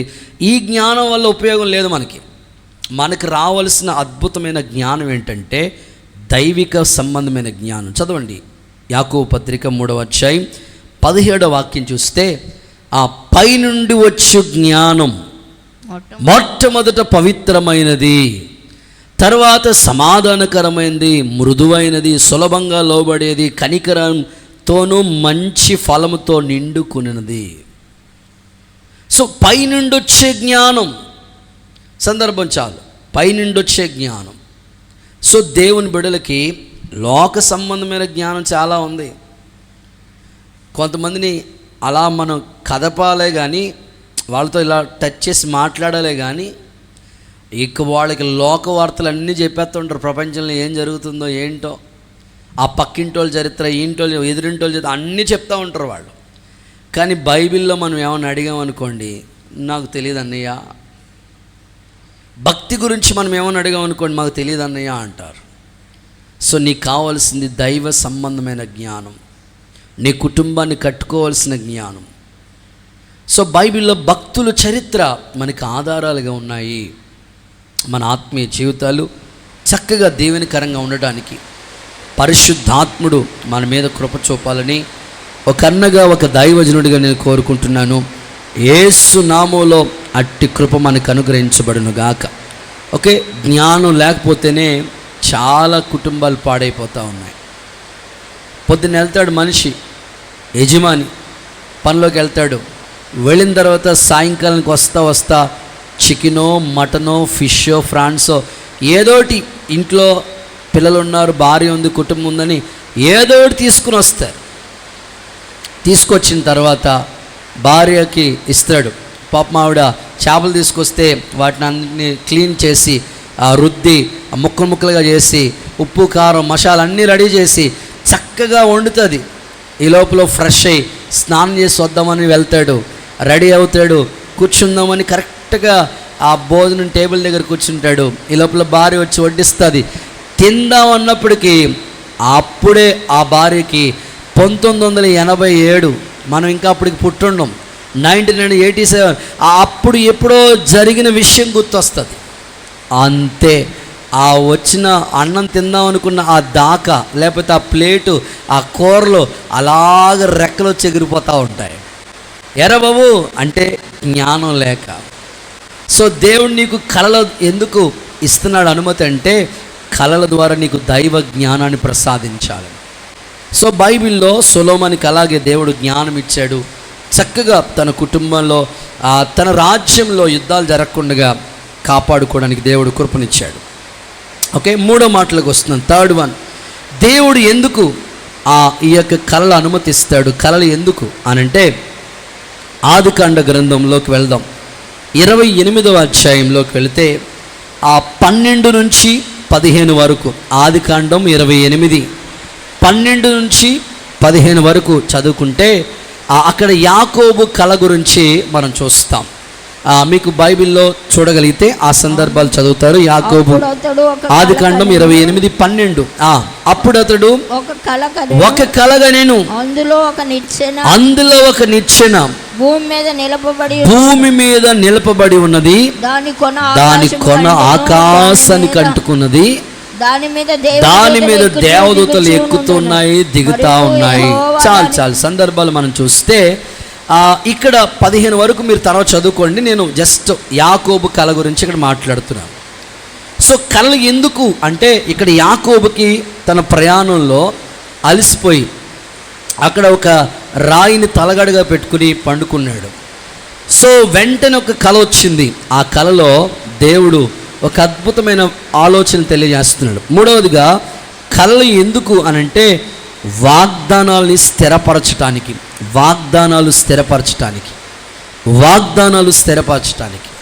యాకోబుకు వచ్చిన కళ ఏంటి అంటే, ఒక నిచ్చెన ఆకాశానికి పట్టి ఒక నిచ్చెన వేయబడి ఉన్నది. ఆ నిచ్చెన మీద దేవదూతలు ఎక్కుతూ ఉన్నాయి, దేవదూతలు దిగుతూ ఉన్నాయి. ఎక్కే దేవదూతలు ఎక్కుతూ ఉన్నాయి, దిగే దేవదూతలు దిగుతానే ఉన్నాయి. సో ఆ యొక్క సిచ్యువేషన్ చూశాడు యాకోబు, ఆ కళ చూశాడు. వెంటనే అక్కడ దేవుడు మాట్లాడుతూ ఉంటాడు ఆ కళలో, యాకోబు ఇదిగో నేను నీతో చెప్పాను కదా, నీతో చెప్పింది నెరవేర్చే వరకు నిన్ను విడవను. ఇదిగో అబ్రహాము దేవుణ్ణి, ఇస్సాకు దేవుణ్ణి, యాకోబు దేవుణ్ణి. ఇదిగో ప్రభు చెప్తా ఉన్నాడు, నువ్వు తూర్పు, పడమర, ఉత్తర, దక్షిణ 4 దిశలా వ్యాపిస్తావు నీవు. యాకోబుతో దేవుడు ఆ కళలో ఎంత అద్భుతంగా మాట్లాడుతూ వచ్చాడు. వాగ్దానాలన్నీ కూడా, నేను వెళ్ళు ప్రతి స్థలంలో నేను నీకు తోడై ఉంటాను, నిన్ను కాపాడుతాను, నేను మరలా ఈ దేశానికి తీసుకొస్తాను, నీతో చెప్పాను, నెరవేర్చే వరకు నేను విడవను. నిజంగానే దేవుడు యాకోబుకి ఎలాగ కళ ఇచ్చాడో, ఈ పరిచర్య దేవుడి యొక్క ఆయన ఆలోచన పట్టి దేవుడు ఈ సేవను నడిపిస్తూ ఉన్నాడు. ఆ రోజు యాకోబుకి వాగ్దానాలన్నీ స్థిరపరిచాడు దేవుడు. ఈ షమ్మా మినిస్ట్రీకి కూడా ఆయన ఇచ్చిన దర్శనం అంతా నెరవేర్చుకుంటూ వస్తున్నాడు. కలలో దేవుడు ఏమైతే బయలుపరిచాడో అవన్నీ కూడా ఈ సేవలో జరుగుతూ ఉన్నాయి. దేవుడు ప్రతి వాగ్దానాన్ని, ప్రతి మాటను స్థిరపరచుకుంటూ వచ్చాడు. అవన్నీ అక్షరాల దేవుడి పరిచర్య ఎక్కడో చిన్న గదిలో ప్రారంభించబడిన ఈ సేవ ఇంత విశాలపరచబడటానికి, విస్తరించబడటానికి దేవుని వాగ్దానాల మీద పూర్తి విశ్వాసం. దేవుడు నీకు ఇచ్చిన మాట జ్ఞాపకం చేసుకోవాలి. నీకు కళ్ళ ద్వారా దేవుడు వాగ్దానాలు బయలుపరిచినప్పుడు ఆ మాటల మీద నీకు నమ్మిక ఉండాలి. నీ కుటుంబాన్ని గురించి, నీ భర్తని గురించి, నీ పిల్లల గురించి, జరగబోయే సంగతుల గురించి వాగ్దానాలు దేవుడు నీకు గుర్తు చేసినప్పుడు వాటిని స్థిరపరిచే శక్తి ఆయనకున్నది. దేవుని మాటలు ఏవి వృధా కావు, ఏది వ్యర్థం కాదు. నువ్వు నమ్మాలే, విశ్వసించాలే. కానీ నీకు దేవుడిచ్చిన కలలన్నిటి కూడా నెరవేర్చడానికి, నీకు ఇచ్చిన వాగ్దానాలు నెరవేర్పు కలగడానికి దేవుడు వాటిని స్థిరపరుస్తాడు అని చెప్పడంలో ఏ మాత్రం కూడా సందేహం లేదు. కాబట్టి కళల యొక్క సారాంశం ఏమిటంటే, నీకు ఇచ్చిన ఆ వాగ్దానాలన్నీ కూడా దేవుడు నెరవేరుస్తాడు. ఎన్ని వాగ్దానాలు ఉన్నాయండి? వాగ్దానం చేసినవాడు ఎవరు చెప్పండి? నమ్మదగిన వాడు కదా. యాకోబు అక్కడ భయపడి, ఇది దేవుని మందిరమే కానీ వేరొకటి కాదు, ఇది దేవుని మందిరమే కానీ వేరొకటైతే కాదు. ఆశ్చర్యరీతిగా దేవుడు ఆ యాకోబుకి అంత కళ రూపంలో తెలియజేస్తూ వచ్చాడు.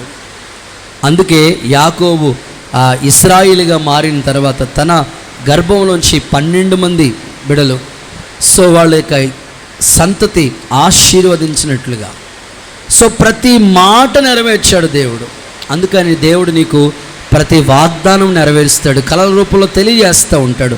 దాన్ని నువ్వు అర్థం చేసుకుని, ప్రభువా ఈ వాగ్దానం నాకు ఇచ్చావు కదా, నెరవేర్చయ్యా అని వాగ్దానాలు నమ్మి ప్రార్థన చేసుకుంటే ఖచ్చితంగా నీ ఎడల కార్యాలు దేవుడు జరిగిస్తాడు. సందర్భాలు మీకు చెప్పాలంటే, పేతురు రాసిన 2వ పత్రిక 1వ అధ్యాయం 4వ వచనం. పేతురు రాసిన 2వ పత్రిక 1వ అధ్యాయం 4వ వచనాలు చూస్తే వాగ్దానాల గురించి పేతురు గారితో దేవుడు మాట్లాడుతున్న విధానాలన్నీ దేవుడి యొక్క వాగ్దానం గురించి పేతురు గారు రాస్తూ ఉన్నాడు. అమూల్యములైన వాగ్దానాలు మనకున్నాయి.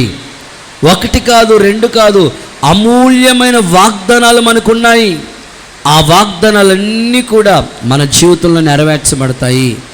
చాలు, ఆ మాటలన్నీ కూడా జరుగుతాయి అనని ఇక్కడ పేతురు గారు చక్కగా మాట్లాడుతూ ఉన్నాడు. కనుక దేవుడు నీకు ఇచ్చే కళ యొక్క భావం, దేవుడు నీకు ఇచ్చే కళ యొక్క ఆలోచన ఏమిటంటే, ఖచ్చితంగా ఆ దేవుడు ఆ వాగ్దానాలన్నీ కూడా నెరవేరుస్తాడు.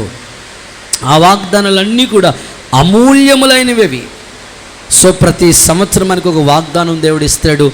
ఆ వాగ్దానం ఖచ్చితంగా దేవుడు నెరవేరుస్తూ ఉన్నాడు.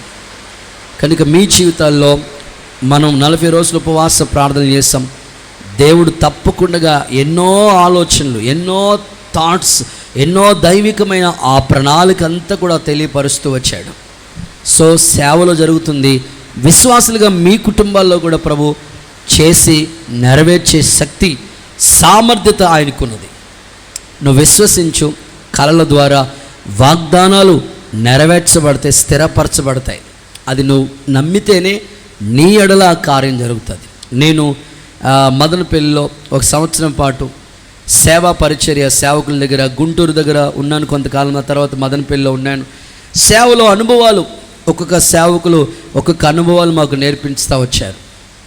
అయితే మాతో పాటు ట్రైనింగ్ వచ్చిన పిల్లోడు, అన్నయ్య నేను 10 రోజులు ఉపవాసం ఉంటానయ్యా పాస్టర్ అన్నయ్య అని పాస్టర్ గారి దగ్గరికి వచ్చాడు.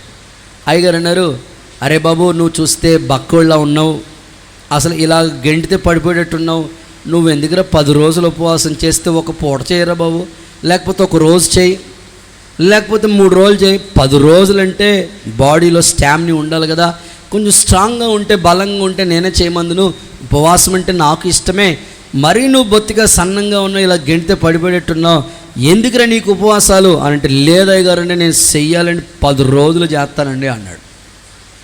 సరే కింద డిస్టర్బ్ అవుతుంది కదా, నువ్వు పైకి వెళ్ళిపో. మందిరంలో ఎవరు ఉండరు కాబట్టి చక్కగా కిందంటే అక్కడ మందిరం ఎట్లా ఉంటుందంటే కిందంతా పార్కింగ్, కింద రూమ్స్ ఉంటాయి, పైన మందిరం ఉంటుంది అన్నమాట.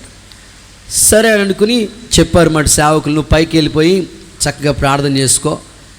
ప్రార్థన చేసుకుంటే నేను కింద ఉంటాను కదా, కింద పరిచయం అంతా చూసుకుంటాంలే, నువ్వు వెళ్ళి ప్రార్థన చేసుకుంటే పాపం వాడు 10 రోజులు కూడా సోమవారం నుంచి మరలా వారం అంతా అచ్చుమించి 10 రోజులు ప్రార్థన చేస్తూ వచ్చాడు. ప్రార్థన అంతా అయిపోయింది. ముగించేసినప్పుడు పాస్టర్ గారి దగ్గరికి వచ్చి, ఉపవాసాలు ముగించినప్పుడు ప్రార్థన చేసుకుంటాం కదండి, పాస్టర్ గారి దగ్గరికి వచ్చి, అయ్యగారండి ఉపవాస ప్రార్థనలన్నీ అయిపోయినాయండి, ఆహారం తీసుకుంటానండి, కొంచెం వచ్చిన ప్రార్థన చేయండి అన్నాడు. సరే అని పాస్టర్ గారు ప్రార్థన చేశాడు. చక్కగా ఆహారం తినరానన్నా బాగా వీక్ అయ్యావు కదా అని తినమన్నాడు. సరే అన్నం తిన్నాడు, కొంచెం రెస్ట్ తీసుకున్నాడు. రెస్ట్ ఆ రోజు అయిపోయింది. మరుసటి రోజు మరలా మేమందరం కూర్చున్నాం భోజనం చేయడానికి. పాస్టర్ గారు వచ్చారు, వాడిని పిలిచారు. ఎరా బాబు ఎట్లా ఉన్నావు, హెల్త్ బాగుందా, సెట్ అయిందా? బాగానే ఉంది అయ్య గారు. 10 రోజులు ఉపవాసం ఉన్నావు కదరా, దేవుడు ఏమన్నా వాగ్దానాలు బయలుపరిచాడా, ఏదైనా కళ రూపంలో దేవుడు తెలియజేశాడా, నీవు వచ్చిన సేవకు వచ్చావు కదా, సేవలో ఏమైనా కార్యాలు జరుగుతాయని ప్రభు ఏమన్నా తెలియపరిచాడా చెప్పు అనని పాస్టర్ గారు అడిగారు. అడిగితే వాడు అన్నాడు, అయ్యగారండి నాకు కళ వచ్చిందండి అన్నాడు. అవునా, చెప్పరా బాబు, అదే అడుగుతున్నాను, ఏం కళ వచ్చిందో చెప్పరా బాబు. కళ వచ్చిందండి. ఏం వచ్చిందో చెప్పరా బాబు. కళ, ఒరే చెప్పరా ఏమొచ్చిందో, తినకరా బుర్రా చెప్పు. ఆ కళ్ళలోనండే కళ్ళజోడి కనపడదండి అన్నాడు. స్తోత్రం చెప్పండి. కళ్ళజోడి కనపడటం ఏంట్రా, రోజు చూస్తున్న కళ్ళజోడికి సరిపోవట్లేదా, మళ్ళీ కళ్ళలోకి వెళ్ళిపోతున్నాను, కళ్ళజోడి కనపడాలి నీకు. మరి కనపడదండి, కళ్ళలో కనపడదండి. పాస్టర్ గారికి డౌట్ వచ్చింది, వీడు తేడాగా మాట్లాడుతున్నాడు, ఏమైనా కనబడితే బైబిల్ ఆధారంగా సిలువ కనబడాలి, సింహాసనం కనబడాలి, లేకపోతే వల కనబడాలి, చేపలు కనబడాలి, ఇవేమి కనబడకుండా వీడికి ఏంట్రా బాబు కళ్ళజోడు కనబడదని పాస్టర్ గారు ఆలోచించి ఇంకేమన్నా కనబడ్డదా అని అడిగారు. ఇంకేమన్నట్టుంటే కళ్ళజోడండి బ్రాకెట్లో BSc అని కనబడ్డదండి అన్నాడు. వెంటనే పాస్టర్ గారు చెప్పారు, నువ్వు డిగ్రీ చదువుతున్నప్పుడు మీ యొక్క కాలేజ్కి కళ్ళజోడు పెట్టుకున్న అమ్మాయి ఎవరైనా వచ్చేవారండి, ఆవిడే కళ్ళలోకి వచ్చేసింది ఎర్ర బాబా. ప్రజలు ఏంటో విచిత్రమైన పగటి కళ్ళకి అనేవాళ్ళు ఉంటారు, ప్రార్థనలోనే ఉంటారు, అలాగా ఎక్కడెక్కడికో వెళ్ళిపోతూ ఉంటారు వాళ్ళు. నేనంటాను, నీ కళ ఎందుకు దేవుడిస్తా తెలుసా? వాగ్దానం స్థిరపరచడానికి.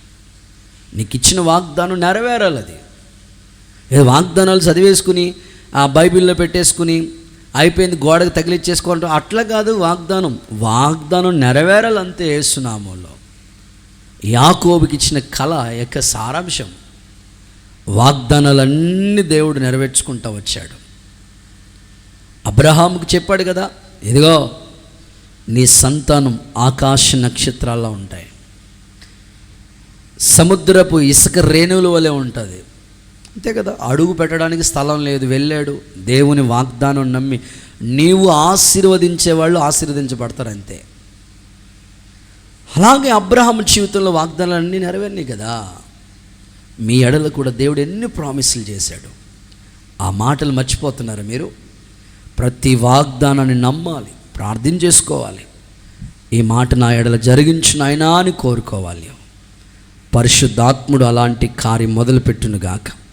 గుడ్. చివరి మాట చెప్పేసి ప్రార్థిస్తాను. 4వది, ఎందుకు కలలు వస్తాయి అంటే న్యాయాధిపతుల పుస్తకం 7వ అధ్యాయం 13-14 వాక్యాలు చదువుదాం.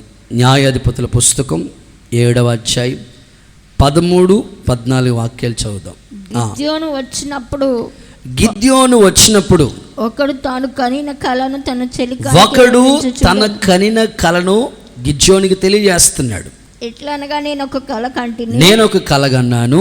అదేమనగా యవల రొట్టె ఒకటి మిద్యానీల దండులోంచి దొర్లుకుంటా గుడారం మీదకి వచ్చేసింది.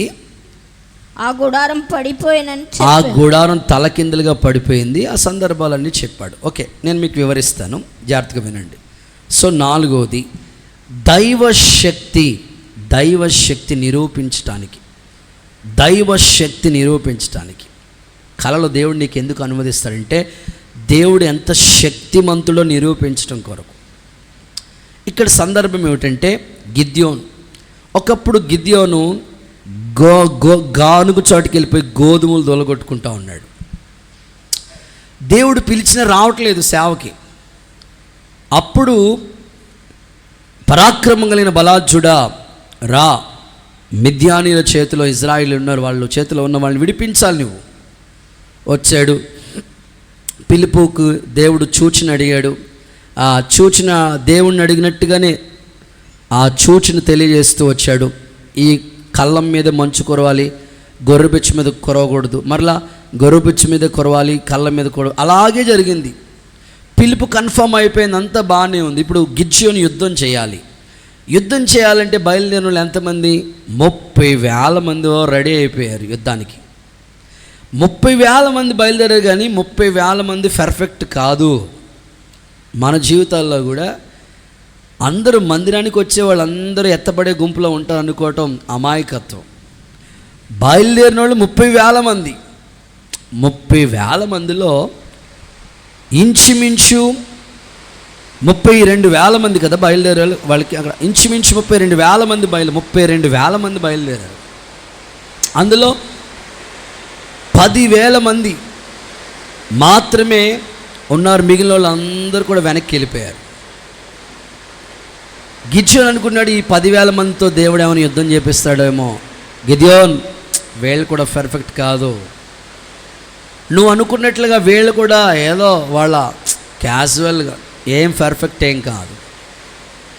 సరే, దేవుని నిర్ణయం చూడండి, దైవశక్తి నిరూపించడం కోసం చూడండి. 300 మందే మిగిలారు, మిగిలిన వాళ్ళు అందరూ వెళ్ళిపోయారు. నిజమే, సేవలో కూడా మేము చూస్తూ ఉంటాం.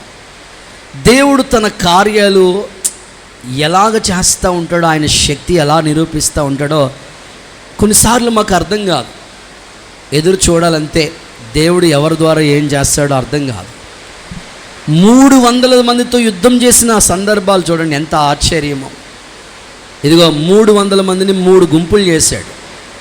3 గుంపులు చేసి బోరలు, కుండలు, పాత్రలు రెడీ చేసి, వెళ్ళండి ఇప్పుడు యుద్ధం చేయండి. గిద్యోను ఆ 10,000 మందిలో వాళ్ళకి పరీక్ష పెట్టాడు. ఈ సందర్భాలన్నీ మీకు తెలుసు కదా. ఇప్పుడు ఆ దండులో ఒకడికి కల వచ్చింది. ఆ కల ఏమిటంటే, ఒక యవల రొట్టు, ఈ యవల రొట్టు దొల్లుకుండా గుడారం మీద పడింది, అంతే. సో ఆ సందర్భం చెప్తూ ఏమన్నాడంటే, ఈ యవల రొట్టు ఏదో కాదు, గిద్యోను ఖడ్గమే. గిద్యోను ఖడ్గము అద్భుతంగా యుద్ధంలో జయాన్ని ఇస్తుంది. దైవ శక్తిని నిరూపించడానికి దేవుడు ఆ కళ ద్వారా మాట్లాడుతూ వచ్చాడు. దానియేలు గ్రంథంలో కూడా చాలా కళలు ఉన్నాయి. నెబుకద్నెజరుకి రాజుకు ఒక కళ వచ్చింది. చేతి సహాయం లేని రాయి తుత్తినీలుగా, ప్రతిమను తుత్తినీలుగా చేసేసింది కదా. ఆ కళ గురించి కూడా మనకు తెలుసు. రాజ్యాల గురించి ఇంకా చెప్పుకోవాలంటే, ఒక ప్రతిమను నిలబెడతాడు, దానికి నమస్కారం చేయమంటాడు, మేము చేయమంటారు. ఇప్పుడు తీసుకెళ్ళి ఆ యొక్క అగ్నిగుండంలో పడేసినప్పుడు అక్కడ దైవ శక్తి ఏంటో వాళ్ళు తెలుసుకోగలుగుతూ వచ్చారు. అక్కడ చెప్తాడు, నెబుకద్నెజరే ప్రకటిస్తాడు, వీళ్ళ దేవుడే పూజార్హుడు, వీళ్ళ దేవుడే పూజార్హుడు. నేను ఆశిస్తాను దేవుడు ఖచ్చితంగా తన దైవ శక్తిని నిరూపించడానికి కళ్ళ ద్వారా మనకి తెలియజేస్తూ ఉంటాడు. ఆయన ఎంత శక్తిమంతుడో, ఆయన కార్యాలు ఎంత శక్తివంతంగా ఉంటాయో, దేవుడు చేసే కార్యాలు ఎంత అద్భుతంగా ఉంటాయో ప్రజలు గుర్తించాలి, గ్రహించాలనడానికి ఆయన శక్తిని నిరూపించడానికి కూడా కొన్ని కళలు అనుమతిస్తూ ఉంటాడు దేవుడు. కనుక ఈ విషయాన్ని మీరు గమనించండి. దానియేలు గ్రంథంలో కూడా చూద్దాం. దానియేలు గ్రంథం అండ్ 2వ అధ్యాయం 1 వచనాల్లో మనం చూస్తే అక్కడ నెబుకద్నెజరుకు వచ్చిన కళను గురించి కనబడతా ఉంటుంది. చూడండి, దానియేలు గ్రంథం 2వ అధ్యాయం 1వ వచనం. 2వ అధ్యాయం 1వ వచనం. నెబుకద్నెజరు ఏలుబడియందు 2వ సంవత్సరమున కలలు కనెను. ఓకే, అందును గురించి ఆయన మనసు కలత పడగా ఆయనకు నిద్ర పట్టకుండెను. ఓకే, కాగా రాజు తాను కనిన కళలను తనకు తెలియచెప్పుటకై. ఓకే, సందర్భాలన్నీ మీకు తెలుసు కదా. జస్ట్ మీకు ఒక ఎవిడెన్స్ ఇవ్వడానికి రిఫరెన్స్ ఆధారాలు అంతే. సో ఈ కళలో అర్థాలు చెప్పేవాళ్ళు ఎవ్వరూ లేరు. చివరికి దానియేలుని తీసుకురావటం, ఆ కళకి భావాన్ని చెప్పటం. సో దానియేలు యొక్క దేవుని యొక్క గొప్పతనం నెబుకద్నెజరుకి అర్థమవటం. సో దైవ శక్తి, మన ప్రాంతాల్లో మనం అన్యులుగా ఉన్నాం, దేవుడు మనల్ని రక్షించుకున్నాడు. మరి మన ద్వారా దైవ శక్తి ఏంటో ప్రజలకు తెలియాలి కదా, వద్దా? తెలియాలంటే నీకు ప్రభు ఇచ్చే కళల ద్వారా ఆయన శక్తిని నిరూపిస్తాడు. నీ సాక్ష్యం ద్వారా అనేకులు ప్రభువులోకి వస్తారు. నీ మాట ద్వారా, నువ్వు చెప్పే సువార్త ద్వారా అనేకులు ప్రభువులోకి వస్తారు. నీ వ్యక్తిగత జీవితం, నీ సమర్పణ అనేకులు ప్రభువులోనికి తీసుకొస్తుంది. రాజుల్నే దేవుడు దగ్గరికి నడిపించినట్లుగా దానియేలు దేవుడే పూజార్హుడు. ఆ మాట చదవండి, అసలు ఎంత అద్భుతంగా ఉంటుంది. దానియేలు దేవుడే పూజార్హుడు. 3వ అధ్యాయం 28వ వచనం. నెబుకద్నెజరు, షడ్రక్, మేషక్, అబేద్నెగోలు వీరు దేవుడే పూజార్హుడు. మనం ఆరాధించే దేవుడు పూజార్హుడు. రాజులు సహితం తెలుసుకోవాలి ప్రభు యొక్క శక్తిని. కాబట్టి ఆయన శక్తి తెలియపరచడానికి కొన్ని సందర్భాల్లో దేవుడు మనకి కళలు తెలియజేస్తూ ఉంటాడు. కాబట్టి ఈరోజు మీరు ఆలోచించండి, దేవుని వాక్యానికి లోబడండి. వ్యర్థంగా పిచ్చి కళలు కంటాం, పగటి కళలు కంటాం, అవి మీకు ప్రయోజనం లేదు, టైం వేస్ట్. దానివల్ల మీ ఆత్మీయ జీవితం పాడైపోతుంది. ఒక ఇమేజ్ ఊహించుకుని ఆ విధంగా ప్రవర్తించడం వల్ల నీకు అనవసరం, ఊహించుకోవడం వల్ల ఉపయోగం లేదు. దేవుని వాక్యానుసారంగా నీకు వచ్చే కళలు, అవి ఎందుకు దేవుడు కళలు ఇచ్చాడో, దాని యొక్క ఆత్మీయత ఏమిటో ఇంత వివరంగా మీకు చెప్పడానికి దేవుడు అవకాశం ఇచ్చాడు. కనుక ఈ విషయాన్ని మీరు గుర్తించండి.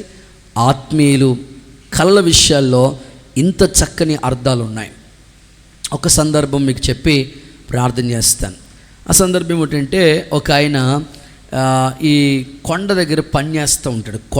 కొండలు తెలుసు కదా మీకు, విజయవాడ, గుంటూరు అండ్ రాజమండ్రి అటువైపుకి వెళితే కొన్ని కొండ ప్రాంతాలు కనబడతాయి. శ్రీకాకుళం ఇటువైపు వెళితే కొండ ప్రాంతాలు కనబడుతుంటాయి. పాడేరు, ఎటు చూసినా కొండలు కనబడతాయి, చుట్టూ కొండలు కనబడుతూ ఉంటాయి.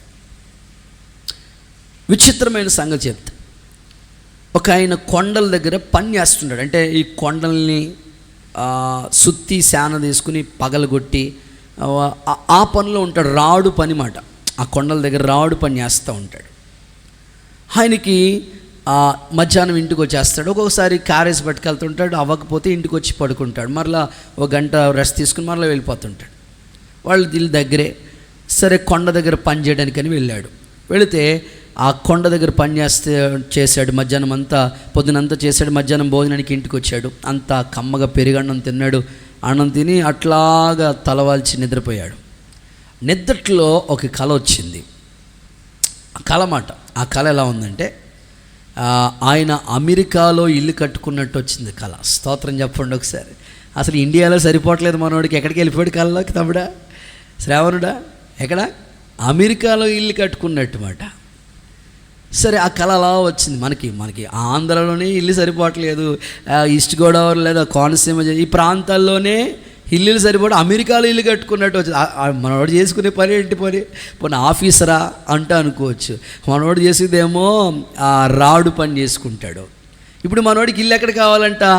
అమెరికాలో ఇల్లు కట్టుకున్నట్టుగా కళ వచ్చింది. ఆ అమెరికాలో 5 స్టేర్లు, చాలా పెద్ద పెద్ద స్టేర్లు ఉంటాయి కదా, మనోడు 5 స్టేర్లలోనే ఇల్లు కట్టుకున్నాడంట. ఆ 5వ స్టేర్లోంచి పైనుంచి కిందకు చూస్తూ ఉంటుంటే ఆ వీధి మాట, ఇలా సిమెంట్ రోడ్లు ఉంటాయి కదా, రోడ్స్ ఉంటాయి కదా, ఆ రోడ్లలో రాజకీయ నాయకులు ఒక రాజకీయవేత్తని జనాలతో పాటు ఊరేగించుకుంటూ వెళ్తూ ఉన్నారట. ఊరేగించుకుంటూ పోతూ ఉంటుంటే మంచి ఎండ కాస్తూ ఉంది. మనోడు చూసుకుని, నేను కూడా రాజకీయ నాయకుడిని అయిపోతే ఎంత బాగుంటుంది, ఎంత ఫాలోవర్స్ ఉంటారు, ఎంతమంది జనాభా ఉంటారు, ఎన్ని రిబ్బన్లు ఉంటాయి, ఎంత అడావుడు ఉంటుంది, అబ్బో అని ఆ కళ్ళలోనే ఆ ఇమేజ్ ఊహించుకుంటా ఉన్నాడు మనోడు. అయితే సూర్యకిరణాలు రాజకీయ నాయకుడు నడుచుకుంటూ, పాదయాత్ర చేస్తారు కదా రాజకీయ నాయకులు, నడుచుకుంటూ వెళ్తుంటుంటే చెమటలు పట్టేస్తూ ఉన్నాయి. సూర్యుడు కిరణాలు ఉదయిస్తూ ఉన్నాయి. అనుకున్నానంట, అమెరికాలో ఇల్లు కట్టుకున్నాను కానీ అయ్యో పొరపాటును కూడా అస్సలు రాజకీయ నాయకుడు అవ్వకూడదు, ఇలా చెమటలెట్టేస్తున్నాయి బాబు, ఎందుకురా బాబు అని అనుకున్నాను. మరలా ఆ కళ్ళలోనే ఊహించుకుంటున్నాడు అన్నమాట. ఇలాగా ఒక మేఘం ఒకటి అలా కమ్ముకుంటూ వచ్చిందంట. అమ్మయ్య ఎండ లేదులే, మేఘం వచ్చింది అనుకుని వర్షం పడతా ఉందంట. మళ్ళా మేఘం వెళ్ళిపోయిందంట. మళ్ళా వస్తుంటే కొండోడు కనిపించింది. ఓ కొండోడు వచ్చి మేఘాన్ని అలా తీసేసిందంట. అమ్మయ్య మేఘం వెళ్ళిపోయింది అనుకుంటే మరలా అక్కడ ఒక రాడు ఆ సుత్తి శాన తీసుకుని అదే పని చేస్తున్నాడట. అప్పుడు అతను ఏ పని చేస్తున్నాడో అదే కళ్ళకి వచ్చేసింది. మరలా అదే పనిలోకి వచ్చిందంట. కొంతమంది ఊహించుకుంటారు, నేను ఇలా అయిపోతాను, అలా అయిపోతాను. సో ఇవి వ్యర్థం, నీకు టైం వేస్ట్. సో నీ కళ ఎప్పుడు కూడా వాక్యానుసారంగా ఉండాలి. అది దేవుడిస్తే ఖచ్చితంగా నువ్వు ప్రార్థనాపూర్వకంగా ఉంటే, పరిశుద్ధతను కాపాడుకుంటే, కళల ద్వారా నీకు అపవిత్రత అంటుకోకుండా ఉండాలన్నదే దేవుని ఉద్దేశం. కాబట్టి ఈరోజు వీరు కళలు కనుచు తమ శరీరాన్ని అపవిత్రపరుచుకున్నారు. నీవు పగటి కళలు కని, బైబిల్లో ఉంది కదా, ప్రసంగి గ్రంథంలో రాశాడు కదా 5వ అధ్యాయంలో 3వ వచనం 7వ వచనం చదువుకోండి మీరు. విచిత్రంగా అది విస్తారమైన పనుల ద్వారా కళలు వస్తాయి అన్నాడు అక్కడ. 7వ వచనం ఏమన్నదంటే ఆ కళలు నిష్ప్రయోజనములు అన్నాడు. అలా వద్దు. మనకొచ్చే కళ ఎలా ఉండాలంటే భవిష్యత్తులో జరిగే అవి మనకు దేవుడు తెలియచేయాలి. సో నేను ముగిస్తూ ఉన్నాను. దేవుడి ద్వారా వచ్చే కళలు ఉన్నాయి, మనుషులు ఊహించుకోవడం వల్ల వచ్చే కళలు ఉన్నాయి. అవి పిచ్చి కళలు అవ్వద్దు. దేవుడి ద్వారా వచ్చే కళలు మనకెంతో క్షేమాన్ని కలుగు చేస్తూ ఉంటాయి. సో కళలు ఎందుకు అంటే ఒక 4 మాటలు చెప్పాను. చెప్పండి ఒకసారి. నెంబర్ 1, కళలు ఎందుకు చెప్పండి? భవిష్యత్తులో జరగబోయే దేవుని ప్రణాళిక తెలియచేయటానికి. నెంబర్ 2, దైవ జ్ఞానాన్ని మనకి ఇవ్వటం కొరకు కళలు దేవుడిస్తాడు. నెంబర్ 3, వాగ్దానాలు స్థిరపరచడం కొరకు. నెంబర్ 4, దైవ శక్తిని నిరూపించడం కొరకు. ఎందుకొరకు దేవుడు కళలు ఇస్తున్నాడు. అంతేగాని కళలు కని మీ శరీరాలు అపవిత్రపరచుకునే స్థితిలో మీరు ఉండకండి. ఇలాగ దైవ కార్యాలు జరగటానికి, మీకొచ్చిన కళ నెరవేరటానికి పరిశుద్ధాత్ముడు మీ మీద కృప చూపును గాక. ఆమేన్.